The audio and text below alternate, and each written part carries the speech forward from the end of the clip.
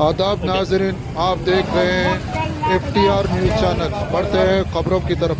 संगारेड्डी बल्दिया ward number 33 में विक्रांति collector जिला ने शिरकत करते हुए कहा कि 5 अगस्त 9 अगस्त जिले के बल्दियात और पंचायत में साफ सफाई और अवाम के लिए शऊर बेदारी प्रोग्राम जारी रहेगा।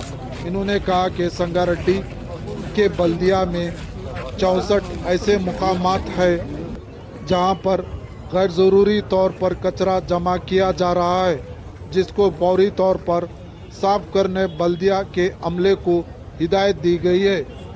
इन्होंने कहा कि संगारेड्डी और दीगर पंचायत में साफ सफाई पर खुसूसी तवज्जो देने कहा गया है। इस मौके पर चंद्रशेखर, एडिशनल कलेक्टर विजय लक्ष्मी, चेयरमैन बल्दिया, रुकुन बल्दिया और बल्दिया अहदेदार मौजूद थे। దాంట్లో భాగంగా నేడు ఈ రోజు 33వ వార్డులో మనము మొక్కలు నాటి ఈ కార్యక్రమాన్ని ప్రారంభించుకుంటున్నాము। మొత్తం మన సంగారెడ్డి మున్సిపాలిటీలో మనం ఒక అసెస్మెంట్ చేసినాము శానిటేషన్ సంబంధించి। ఒక 64 గార్బేజ్ వలనరబుల్ పాయింట్స్ అన్నవి ఉన్నాయి। గార్బేజ్ వలనరబుల్ పాయింట్స్ అంటే చెప్తారా ఏంటిది? అది అంటే ఒక ఆ పాయింట్లో ఎప్పుడు చెత్త కనిపిస్తుంటది, చెత్త కుప్పలు ఉన్న పాయింట్స్ చెప్పాలి అంటే। సో అటువంటి మొత్తం 64 ఉన్నట్లు మనం ఐడెంటిఫై చేసుకున్నాము। మరి ఈ 5 రోజుల్లో ఈ 64 కూడా ఏవైతే ఉన్నాయో అవన్నీ కూడా క్లియర్ చేసుకోవాలని ఒక ప్రణాళిక వేసుకోవడం జరిగింది। మరి ఒక్కసారి అయితే మన మున్సిపల్ సిబ్బంది క్లియర్ చేస్తారు। మరి చేసిన తర్వాత మళ్ళీ అక్కడ చెత్త పేరుకోకుండా ఉండడానికి మీ అందరూ కూడా బాధ్యత వహించాలి। ఎందుకంటే పారిశుద్ధ్యం అన్నది మన మున్సిపల్ సిబ్బంది ఎంత చేసినా కూడా రోజు అక్కడ కాలనీ వాసులు ఒకవేళ చెత్త బయట వేస్తుంటే మాత్రం ఎంత చేసినా కూడా దానికి ఫలితం ఉండదు।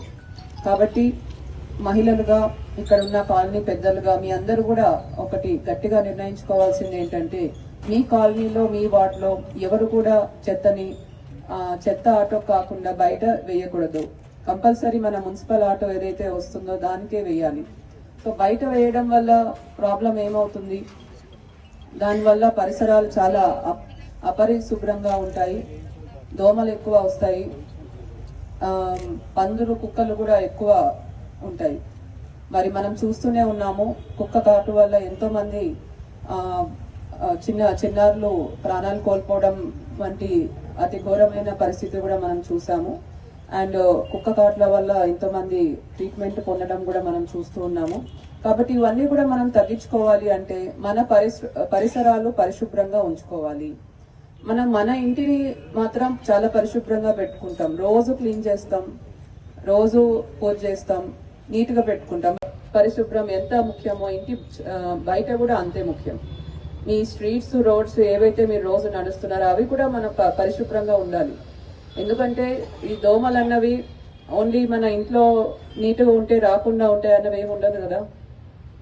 బయట ఎక్కడ అపరిశుభ్రంగా ఉన్నా కూడా దోమలు అన్నవి వస్తాయి। ఆ దోమల వల్ల మన ఇంటి వాళ్ళు అనారోగ్య పాలవుతున్నారు। ఆల్రెడీ మన మున్సిపాలిటీలో 5 డెంగ్యూ కేసుల వరకు మనం చూసాము। వాళ్ళు రికవర్ అయినారు, మంచిదే।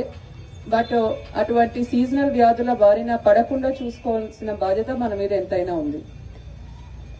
మన మున్సిపల్ సిబ్బంది ఎంత ఫాగింగ్ చేసినా, ఎంత రోజు వచ్చి చెత్త తీసినా, కలెక్ట్ చేసినా కూడా కాలనీ వాసులు ఆర్ పట్టణ ప్రజలు బాధ్యతగా వ్యవహరించకపోతే ఈ మళ్ళీ చెత్త కుప్పలు వస్తూ ఉంటాయి, మళ్ళీ దోమలు వస్తూ ఉంటాయి, సీజనల్ వ్యాధులు కూడా ఈ విధంగా ప్రబలిస్తూ ఉంటాయి।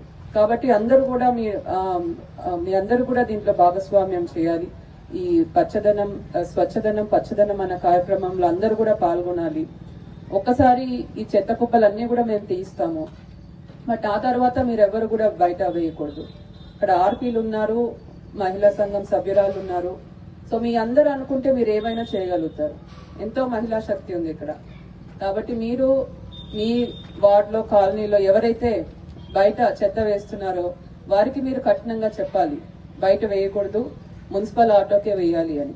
మా తరపు నుంచి ప్రతి ఇంటికి కూడా మున్సిపల్ ఆటో వచ్చే విధంగా మేము చేస్తాము। ఆల్రెడీ వెళ్తున్నారు, ఇంకా కూడా ఎక్కడైనా గ్యాప్స్ ఉంటే, ఏవైనా కాలనీస్ కానీ స్లమ్ ఏరియాస్ కానీ కవర్ కాకపోతే అక్కడ కూడా మున్సిపల్ ఆటో తప్పకుండా వెళ్లే విధంగా చేస్తాము. బట్ ఇప్పటి నుంచి మాత్రం ప్రతి ఒక్కరూ కేవలం చెత్త ఆటోకే మీ ఇంటి చెత్త అన్నది ఇవ్వాల్సి ఉంటుంది. నేను మొన్న శుక్రవారం ఫ్రైడే డ్రై డే కార్యక్రమంలో సంగారెడ్డి మున్సిపాలిటీలోనే పాల్గొని కొంతమంది మహిళలతో ఇంటరాక్ట్ అయినప్పుడు అడిగాను, మీరు చెత్త ఎవరికి ఇస్తున్నారు అని. వారు అన్నారు, పక్కనే చెరువు ఉంది, చెరువులో వేస్తున్నానని చెప్పారు. మరి అది ఎంత మాత్రం కరెక్ట్? మున్సిపల్ ఆటో వస్తుంది ఆ వార్డుకి, మరి వచ్చినప్పుడు చెత్త తీసుకుపోయి వార్డుకు ఆటోకి ఇవ్వాలా, బయట వేయాలా? మరి చెరువులో ఉన్న నీరు కలుషితం అవుతాయి, అది మళ్ళీ మనమే తాగుతాం. కాబట్టి ఇది ఇమ్మీడియట్ గా మీ అందరిలో కూడా మార్పు రావాలి. ఎవరైతే చెత్త బయట వేస్తున్నారో వారిలో అవగాహన కార్యక్రమాలు చేపట్టాలి. ఇక నుంచి ఎవరు కూడా చెత్తను బయటికి వేయకుండా చూడాలి. ఎవరి కాలనీలో అయితే చెత్త బయట కనపడతో అక్కడ పందుల సమస్య, కుక్కల సమస్య కూడా తగ్గిపోతుంది ఆటోమేటిక్ గా. బయట వారికి ఫుడ్ దొరుకుతుంది.